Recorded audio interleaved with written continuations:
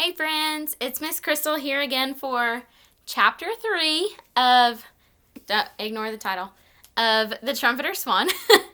But before we jump into the book, Mr. Trent is standing here and he has the newest member of our family in his hands. So real quick, I just wanted to introduce you to Millie. Hey. We got a new baby bunny. Me. This is Millie, the baby bunny. All right. Bye, Millie. So that's Millie. We got her to be friends with Moose, our other bunny. We have not really introduced them much yet because Moose does not like her yet, but that's okay. I think they will be friends. All right, so chapter 3 of The Trumpet of the Swan is entitled A Visitor. One day, almost a week later, the swan slipped quietly into her nest and laid an egg. Each day, she tried to deposit one egg in the nest. Sometimes she succeeded. Sometimes she didn't. There were now 3 eggs, and she was ready to lay a 4th. As she sat there with her husband, the cob, floating gracefully nearby, she had a strange feeling that she was being watched. It made her uneasy. Birds don't like to be stared at. They particularly dislike being stared at when they are on a nest. So the swan twisted and turned and peered everywhere. She gazed intently at the point of land that jutted out into the pond near the nest. With her sharp eyes, she searched the nearby shore for signs of an intruder. What she finally saw gave her the surprise of her life. There, seated on a log on the point of land, was a small boy. He was being very quiet and had no gun. "Do you see what I see?" the swan whispered to her husband. "No, what?" "Over there, on that log, it's a boy. Now, what are we going to do?" "How did a boy get there?" whispered the cob. "We are deep in the wild of Canada. There are no human beings for miles around." "That's what I thought too," she replied. "But if that isn't a boy over there on that log, my name isn't Cygnus Buccinator." The cob was furious. "I didn't fly all the way north into Canada to get involved with a boy," he said. I'm going to show you this picture.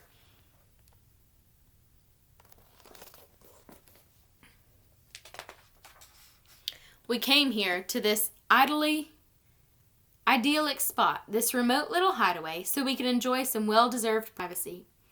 "Well," said his wife, "I'm sorry to see the boy too, but I must say he's behaving himself. He sees us, but he's not throwing stones. He's not throwing sticks. He's not messing around. He's simply observing." "I do not wish to be observed," complained the cob. "I did not travel all this immense distance into the heart of Canada to be observed. Furthermore, I don't want you to be observed, except by me. You're laying an egg, that is, and I hope you are, and you are entitled to privacy. It has been my experience that all boys throw stones and sticks. It's in their nature. I'm going over and strike that boy with my powerful wing, and he'll think he has been hit with a billy club. I'll knock him cold." "Now, just wait a minute," said the swan. "There's no use starting a fight. This boy was not bothering me at the moment. He's not bothering you either."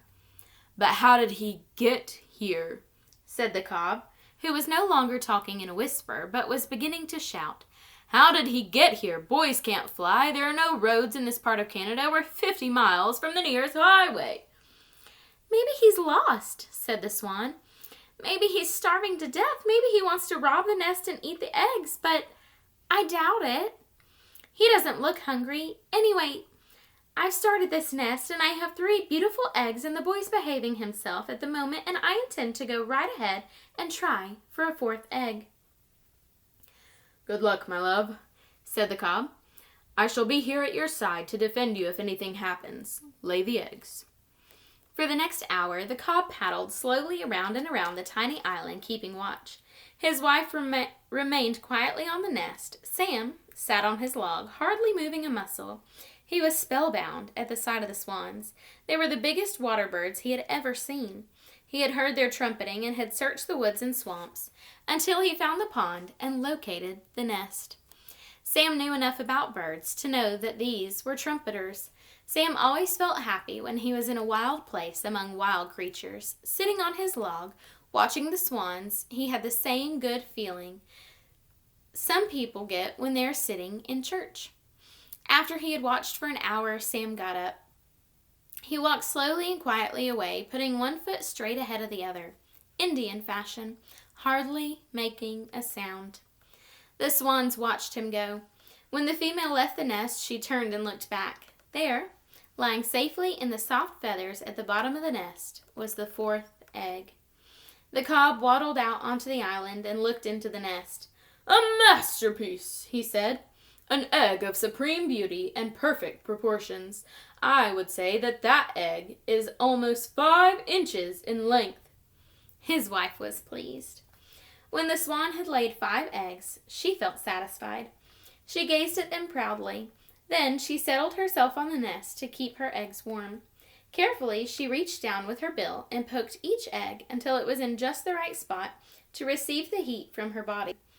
The cob cruised around close by to keep her company and protect her from enemies. He knew that a fox prowled somewhere in the woods, and he had heard him barking on nights when the hunting was good. Days passed, and still the swan sat quietly on the 5 eggs. Nights passed. She sat and sat, giving her warmth to the eggs. No one disturbed her. The boy was gone. Perhaps he would never come back. Inside of each egg, something was happening that she couldn't see. A little swan was taking shape. As the weeks went by, the days grew long. The nights grew shorter. When a rainy day came, the swan just sat still and let it rain. "My dear," said her husband, the cob, one afternoon, "do you never find your duties onerous or inkersome? Do you never tire of sitting in one place, in one position, covering the eggs, with no diversions, no pleasures, no escapades or capers? Do you never suffer from boredom?" "No," replied his wife, "not really." "Isn't it uncomfortable to sit on eggs?" "Yes, it is," replied the wife. "But I can put up with a certain amount of discomfort for the sake of bringing young swans into the world." "Do you know how many more days you must sit?" he asked. "Haven't any idea," she said. "But I noticed that the ducks at the other end of the pond have hatched their young ones. I noticed that the red-winged blackbirds have hatched theirs, and the other evening I saw a striped skunk hunting along the shore, and she had 4 little skunks with her. So I think I must be getting near the end of my time. With any luck, we will soon be able to see our children, our beautiful little cygnets." "Don't you ever feel the pangs of hunger or suffer the tortures of thirst?" asked the cob. "Yes, I do," said his mate. "As a matter of fact, I could use a drink right now." The afternoon was warm. The sun was bright. The swan decided she could safely leave her eggs for a few minutes. She stood up. First, she pushed some loose feathers around the eggs, hiding them from view and giving them a warm covering in her absence. Then she stepped off the nest and entered the water. She took several quick drinks. Then she glided over to a shallow place, thrust her head under water, and pulled up tender greens from the bottom. She next took a bath by tossing water over herself. Then she waddled out onto a grassy bank, and stood there preening her feathers. The swan felt good. She had no idea that an enemy was near. She failed to notice the red fox as he watched her from his hiding place behind a clump of bushes. The fox had been attracted to the pond by the sound of splashing water. He hoped he would find a goose. Now he sniffed the air and smelled the swan. Her back was turned, so he began creeping slowly toward her.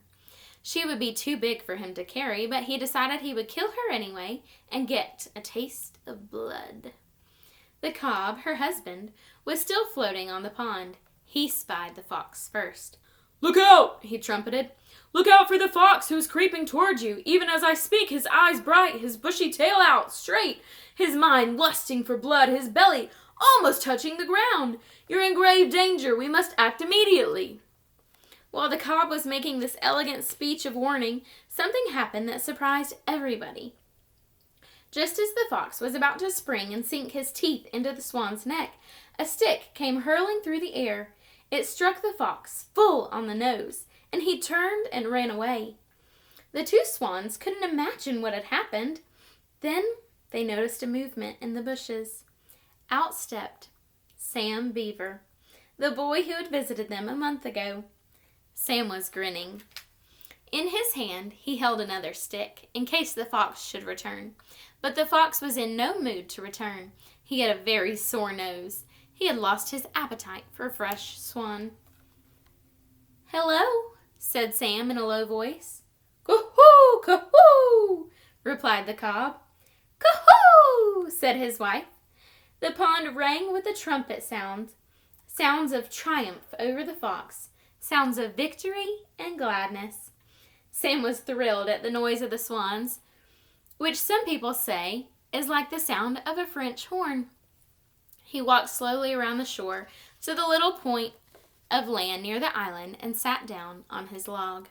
The swans now realized beyond any doubt that the boy was their friend. He had saved the swan's life. He had been in the right place at the right time and with the right ammunition. The swans felt grateful. The cob swam over toward Sam, climbed out of the pond, and stood close to the boy, looking at him in a friendly way and arching his neck gracefully. Once he ran his neck far out, cautiously, and almost touched the boy. Sam never moved a muscle. His heart thumped from excitement and joy. The female paddled back to her nest and returned to the job of warming the eggs. She felt lucky to be alive. That night, before Sam crawled into his bunk at camp, he got out his notebook and found a pencil. This is what he wrote. "I don't know of anything in the entire world more wonderful to look at than a nest with eggs in it. An egg, because it contains life, is the most perfect thing there is. It is beautiful and mysterious. An egg is a far finer thing than a tennis ball or a cake of soap. A tennis ball will always be just a tennis ball. A cake of soap will always just be a cake of soap until it gets so small nobody wants it, and then they throw it away. But an egg will someday be a living creature. A swan's egg will open and out will come a little swan. A nest is almost as wonderful and mysterious as an egg. How does a bird know how to make a nest? Nobody ever taught her. How does a bird know how to build a nest?" Sam closed his notebook, said good night to his father, blew out his lamp, and climbed into his bunk. He lay there wondering how a bird knows how to build a nest. Pretty soon, his eyes closed, and he was asleep. All right, that was chapter 3. So, like I said again, leave your thoughts in the comments if you liked it. Let me know if you're tired of it. That's okay too. But I hope you guys enjoyed this, and I hope you guys enjoyed being able to meet Millie. And I will see you again soon, okay? Much love.